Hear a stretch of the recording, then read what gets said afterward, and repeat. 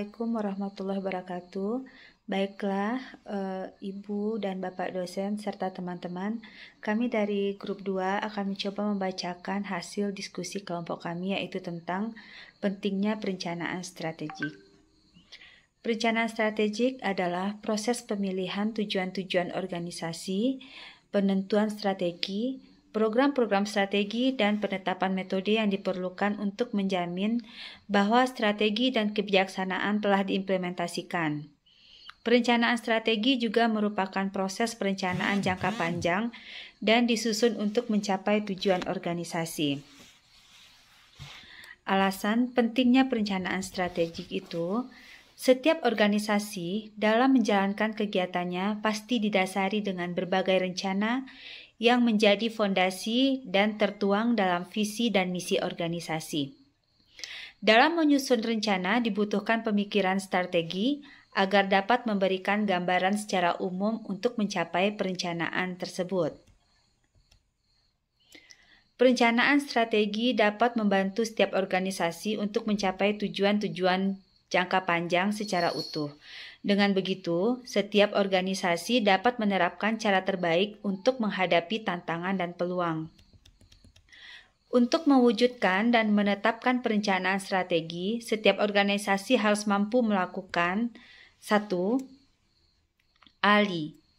Analisis lingkungan internal. Analisis lingkungan internal maksudnya sebuah organisasi harus mampu mengkaji secara mendalam segala aspek internal yang ada di dalam yang menjadi sebuah kesatuan yang utuh dalam satu sistem yang saling mempengaruhi dan saling melengkapi. Yang kedua, analisis lingkungan eksternal. Analisis eksternal dimaksudkan sebuah organisasi harus mampu secara aktif mengkaji segala aspek dari luar yang secara intensif dapat mempengaruhi sistem dan tatanan organisasi dalam usaha menyesuaikan diri dengan perubahan zaman dan persaingan global. Dalam sebuah organisasi, dalam mencapai tujuan demi bertahan dan menguasai perkembangan zaman, juga harus mampu menganalisa aspek SWOT, yaitu Strength, Weakness, Opportunity, and Threat. Assalamualaikum warahmatullahi wabarakatuh. Saya dari kelompok 2, Rafika Bestri, akan melanjutkan presentasi kelompok kami, yaitu pentingnya rencana strategis. Sebagaimana sebelumnya telah dibacakan oleh Bu Eva, saya akan melanjutkan tentang analisis SWOT. Analisis SWOT adalah analisis yang dilakukan berdasarkan 4 poin yang menjadi sebuah titik poin dalam sebuah organisasi. Yang pertama itu strength, yaitu kekuatan. Maksudnya adalah di mana kita menganalisa kekuatan yang dimiliki oleh sebuah organisasi, baik itu kekuatan yang terletak pada diri sendiri maupun kekuatan yang ada pada dunia luar yang dapat mempengaruhi perkembangan dari sebuah organisasi. Yang kedua adalah weakness, yaitu kelemahan atau kekurangan yang dimiliki oleh organisasi kita, di mana letak kekurangannya dalam bentuk apa, yang sehingga kekurangan itu dapat kita minimalisir dan kita perbaiki sehingga menjadi sebuah kekuatan dalam sebuah organisasi. Yang ketiga adalah opportunity, yaitu kesempatan atau peluang. Dalam sebuah organisasi, opportunity adalah kesempatan, peluang, di mana kita bisa memanfaatkan kesempatan dan peluang tersebut dalam mengembangkan dan mencapai tujuan dalam sebuah organisasi. Yang keempat adalah trade atau sasaran atau pasar atau pekerjaan. Nah, dalam analisis SWOT ini, pasar atau sasaran pekerjaan ini yang menjadi tujuan dalam sebuah organisasi. Apakah kita dapat menguasai trade yang ada, atau jangan-jangan kalau kita tidak melakukan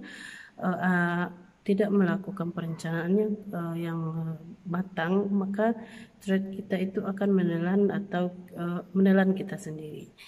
Nah, untuk selanjutnya muara dari sebuah analisa, baik itu ALI, yang pertama tadi analisa lingkungan internal, analisa lingkungan eksternal, dan SWOT, itu bermuara kepada POAK. POAK yaitu salah satu prinsip perencanaan organisasi yang diperkenalkan George R. Kelly, yang dimana dimanfaatkan sampai saat ini oleh sebuah organisasi dalam perencanaan.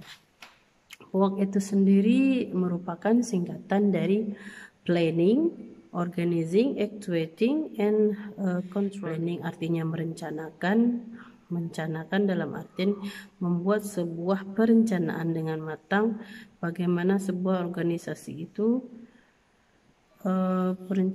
bagaimana sebuah organisasi dapat dilakukan. Perencanaan sendiri berisikan tentang proses penyusunan pekerjaan dalam mencapai sebuah tujuan, baik melibatkan personil, segala sumber daya, sehingga tujuan itu dapat dicapai. Setelah melakukan planning, tindakan selanjutnya adalah mengorganisasi atau mengorganizing, yaitu membentuk tim, menentukan pekerjaan, mungkin bisa juga menggunakan analisis 5W1H.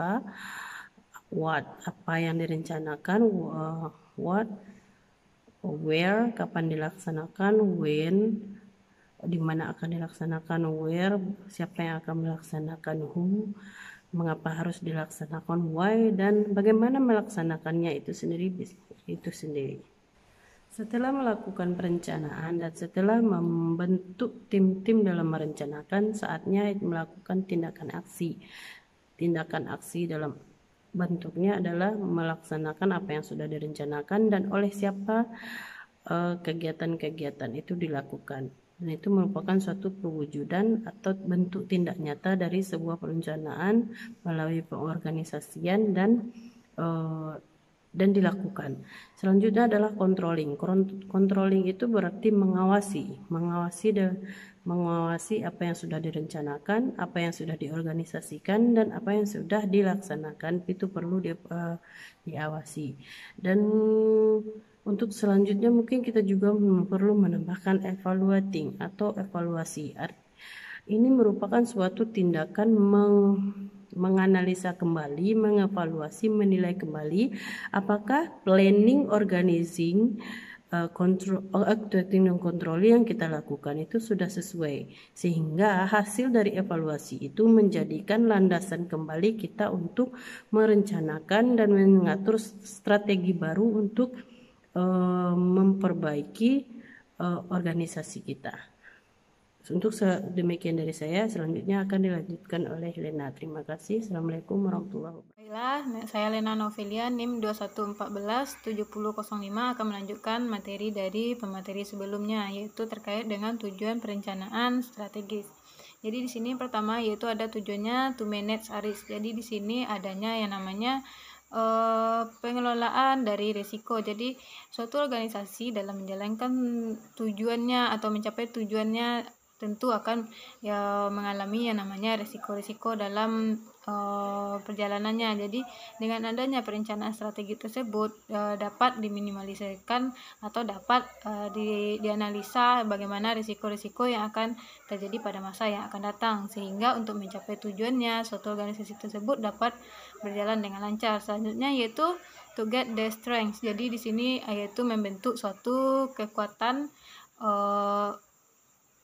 pada suatu organisasi tersebut. Jadi dengan adanya kekuatan tersebut, dengan adanya analisis terhadap dan perencanaan terhadap suatu kekuatan pada suatu organisasi, jadi di sini kekuatan tersebut dapat digunakan atau dapat dimanfaatkan untuk masa yang akan datang demi tercapainya suatu tujuan organisasi tersebut. Selanjutnya itu to correct the weakness. Jadi di sini untuk memperbaiki kelemahan. Jadi dengan adanya perencanaan strategik, jadi di sini dapat yang namanya diminimalisirkan suatu kelemahan-kelemahan yang ada pada suatu organisasi. Jadi kelemahan-kelemahan tersebut tidak menghambat lajunya atau jalannya suatu organisasi untuk mencapai tujuannya. Selanjutnya yaitu to use opportunity, yaitu memanfaatkan kesempatan. Jadi di sini dalam perencanaan tersebut dibahas juga bagaimana peluang-peluang yang akan didapat suatu organisasi tersebut untuk mencapai tujuannya, sehingga kesempatan tersebut dapat dimaksimalkan ataupun dapat digunakan untuk menunjang dalam tercapainya suatu tujuan organisasi. Selanjutnya yaitu to dominate the threat, yaitu menguasai sasaran. Jadi di sini dengan adanya perencanaan sehingga suatu sasaran ataupun tujuan dari suatu organisasi tersebut dapat dikatakan terarah atau jelas kemana sasarannya ataupun tujuan-tujuan akhirnya. Selanjutnya yaitu untuk memenuhi kebutuhan kompetitif. Jadi di sini seperti adanya persaingan antar organisasi ataupun suatu lembaga. Jadi di sini dengan adanya perencanaan dapatlah diketahui bagaimana nantinya kompetensi akan berjalan untuk mencapai suatu tujuan organisasi. Selanjutnya yaitu untuk menanggapi hal dari perspektif yang lebih luas. Jadi di sini tidak hanya dari segi internal saja, tapi dari segi eksternal juga dibahas, ataupun dari jangkauan yang di luar suatu organisasi tersebut juga dibahas dalam suatu yang namanya perencanaan strategi di sini, sehingga tujuan dari suatu organisasi tersebut dapat berjalan dengan baik. Selanjutnya yaitu memfasilitasi kolaborasi. Jadi dengan adanya perencanaan strategi tersebut, di sanalah nanti bekerjasama antar beberapa stakeholder ataupun pihak-pihak yang berperan dalam mencapai suatu tujuan organisasi, sehingga dapat terlaksananya suatu tujuan tersebut dengan baik ataupun secara efektif ataupun efisien. Selanjutnya yaitu mengidentifikasi keunggulan untuk penguasaan pasar. Jadi di sini bagaimana analisa suatu keunggulan suatu organisasi tersebut sehingga dapat yang namanya menguasai pasar ataupun keinginan orang banyak gitu. Selanjutnya yaitu mendefinisikan organisasi dengan menetapkan visi, misi, dan tujuan masa depan. Sebagaimana yang kita ketahui bahwasanya suatu organisasi tersebut memiliki yang namanya visi, misi, ataupun tujuan dari suatu organisasi tersebut. Sehingga jika jelas suatu visi, misi suatu organisasi tersebut, maka jelas pula nanti tujuan akhirnya. Jadi di sini dengan adanya perencanaan strategik dapat dibahas bagaimana visi misi yang baik ataupun visi misi yang jelas sebagai landasan bagaimana tujuan akhir dari suatu organisasi tersebut. Selanjutnya itu mengidentifikasi strategi yang cocok untuk mencapai tujuan. Sebagaimana yang kita ketahui, tentu yang namanya strategi tentu banyak caranya untuk mencapai suatu tujuan. Jadi dengan adanya perencanaan strategik, di sini dapat dipilih strategi mana yang cocok untuk suatu organisasi dalam mencapai tujuannya. Selanjutnya yaitu meningkatkan kesadaran lingkungan internal dan eksternal. Jadi dengan adanya perencanaan suatu strategi, jadi di sini dapat diketahui bagaimana peran dari faktor internal ataupun peran dari faktor eksternal, sehingga dapat diketahui bagaimana perannya masing-masing dalam pencapaian tujuan suatu organisasi. Selanjutnya itu meningkatkan komitmen. Komitmen di sini seperti adanya suatu keteguhan ataupun peraturan-peraturan yang dapat digunakan dalam menjalankan suatu